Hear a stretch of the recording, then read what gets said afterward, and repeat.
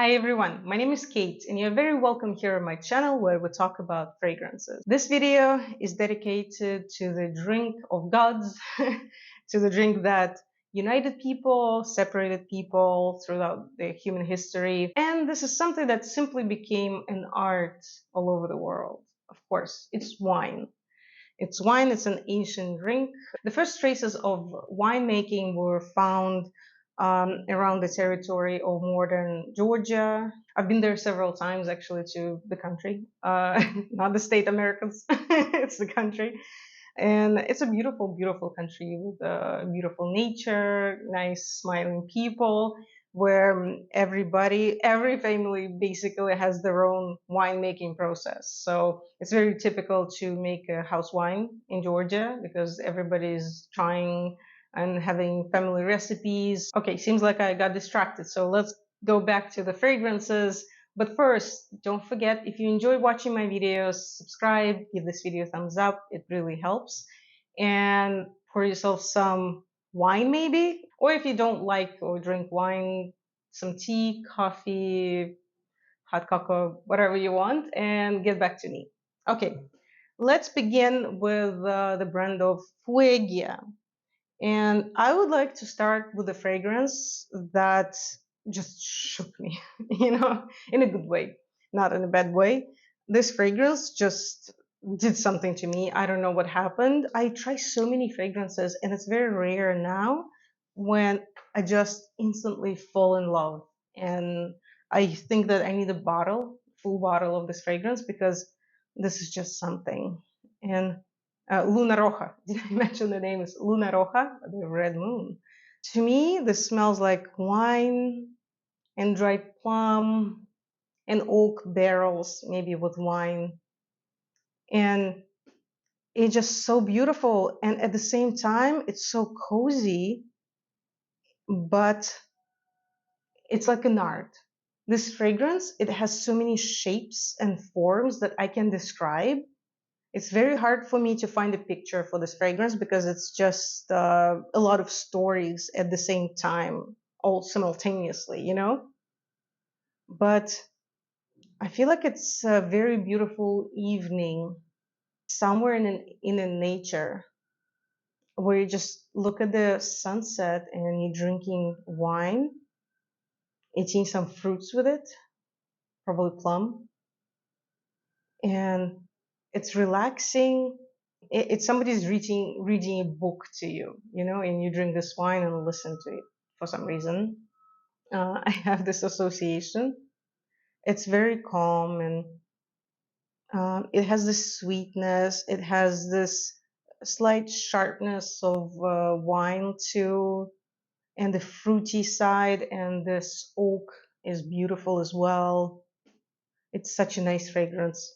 It's just so beautiful. Surprisingly, about my favorite fragrance, I'm probably speaking not in the best way, describing it, but I don't know. It is what it is.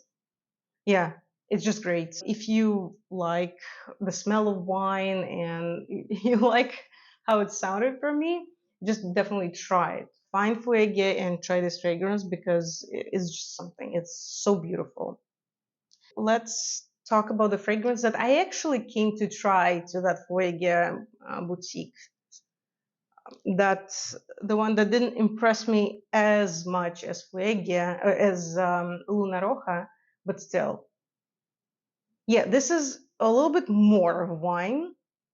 Yes, definitely more wine heavy, but at some point it becomes not a wine, it becomes something like cognac. So I'm a little bit confused here about what kind of alcohol, but they say wine. Okay, I'll believe them. And this is actually a very interesting fragrance too. It smells like a very humid place. Maybe it's some old wine cellar. It's humid. You know this feeling when, for example, you get out of the plane outside and you just landed in some warm country. Maybe it's a summer vacation, and you feel this humid air in your nose for the first time, and it's so different after this dry air in the plane to this very very humid air somewhere like by the ocean. It's that. It's that feeling. And the fruits. I also smell some maybe some raisins, other dried fruits, a little bit of smoke, a little bit of wood too, maybe oak. I think it's oak. It's very hard to tell for me because I'm definitely not a tree doctor. And there's something like tobacco leaf in here. Definitely not like a cigarette, not even maybe cigar. It's a really pretty fragrance too. A little more like alcohol feel heavy. It's boozier than Luna Roja. Luna Roja, it doesn't smell as boozy to me. This one definitely, you're like, oh yes, I know what it's about. It's great though. I like this fragrance too. I'm pretty impressed. Although I don't wear this a lot. When I want to wear something with the wine note, I would prefer Luna Roja. Oh, wait, I confused them. Luna Roja. I would prefer this one because I just think it's a I don't know, it's a work of art. La Tierra del Rayo is pretty too. I like it, but it doesn't just leave me speechless, you know. You could have noticed that there's another bottle that magically appeared. I forgot a bottle again, so it's good I remember. And let's move to Les Liquides Imaginaires. And let's start with the lightest one, the Dom Rosa. This is not actually wine, this is Prosecco with grapefruit. Still a great fragrance. A lot of people don't think that it smells like Prosecco. A lot of people just say it's something citrusy. I understand them. It's like a grapefruit or pomelo, you know, something like the very tart citrus with this bitterness. I think through these materials, they created this feeling in your nose, and it's there. It's very realistic. It's actually like you smelling the glass with Prosecco or champagne, and it's so, so nice. Yes, it's citrusy. Yes, I still remember there is a grapefruit, but the illusion is working.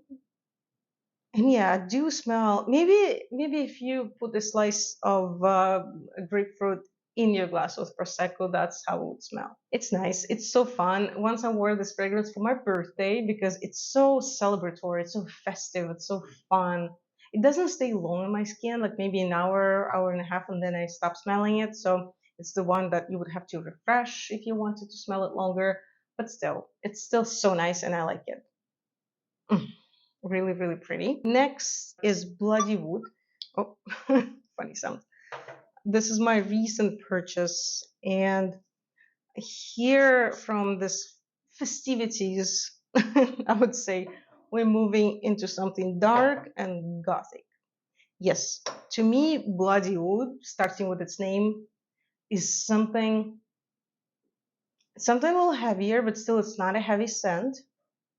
I smell wine for sure. This is wine. I smell oak barrels. I smell sandalwood. Something salty too, like it's wine bottle on a ship, you know? Yeah, there's something salty about the fragrance. I can also smell berries. I think they mentioned cherry and raspberry. I believe that. It does smell like some berries, sweetness, and a rose. Even like a wine made of roses, you know? It's really pretty. It's a little bit unusual. It's not for everyone. There's some weird dryness about this scent. It's like obviously dry. It's also not so long lasting. I noticed this about this brand in general. Then don't stay too long on my skin. Maybe you had a different experience. Let me know, but let me not. And another one, il pourpre. It's a very hard word for me to say. Pourpre.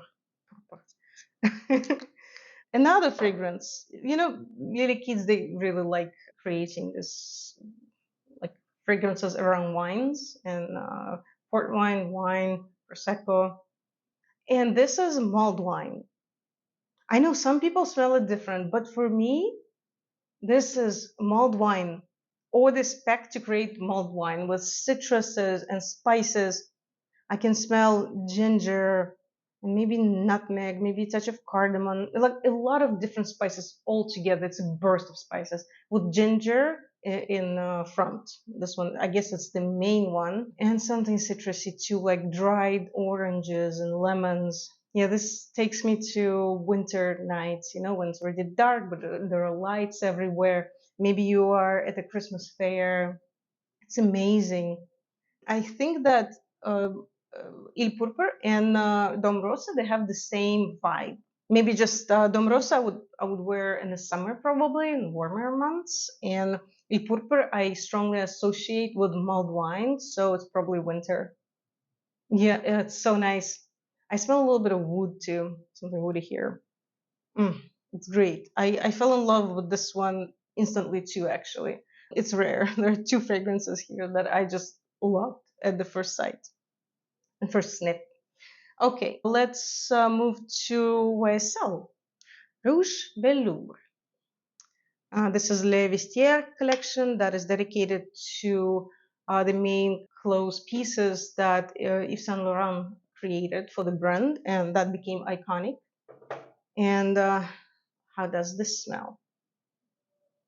Oh my god, this is a wine made of rose petals with jasmine undertones. It's like here and there, and jasmine is floating. It's like jasmine petals are floating in this rose wine. And there's also something like tea, some tartness of black tea here, or tea leaves. It's hard to understand. The longer it sits on the skin, the more I smell patchouli here. Patchouli is very nice here, actually. It's pretty soft and not very strong. So yeah, this is typical rose and patchouli, but it's okay. It's not typical because they had a jasmine, and it's not typical here. So I think it's very interesting. Really something like velour, this fabric. Beautiful. Such a nice fragrance. I don't wear it a lot because I feel like it requires some special attire, I cannot really find the mood. Maybe now, okay, maybe now it's fall and it will be easier because in the summer it's actually very pretty. It opens up very pretty in the heat, but for some reason I don't want to wear it in the summer. I just didn't want to. My hand just didn't go for that bottle. So, but now when you see it's dark and rainy for the third day already here in New York, and now I'm like, oh, Rouge Velour. I want to wear this one. So maybe I'll have more usage out of this bottle now when it's colder and darker and rainier. And there's two more. Of course, I cannot do without Frederic Malle. You probably noticed Serge Lutens and Frederic Malle, and Kate is happy. Just give me these two brands, and okay, and Amouage, please too, and I'll be just in heaven. Okay, yeah, I usually describe this fragrance as a huge, huge bouquet of roses, maybe 100, 150, and they're so fresh and red in color, bloody red. And the wine is there too. It's like the picture, I don't know, two lovers meeting at a hotel at night. It's a secret, but it's kind of their anniversary or birthday of this woman. Let's say there's a woman, and the man brings this huge, beautiful, extremely expensive rose bouquet to her. And while she's holding it, he's opening the bottle of wine and pouring wine into glasses. So something like this. And it's fall and it's rainy, it's dark outside. They're in this hotel on the 50s floor and they see New York. Oh, perfect. Oh my God, I like this. Okay, and the last one, VideCorMeum Chris Collins. Some parts of this fragrance, some aspects of it remind me of Amouage Lyric Woman, which I also love. That one is just less sweet and a little darker, on more decadent, more gothic smelling.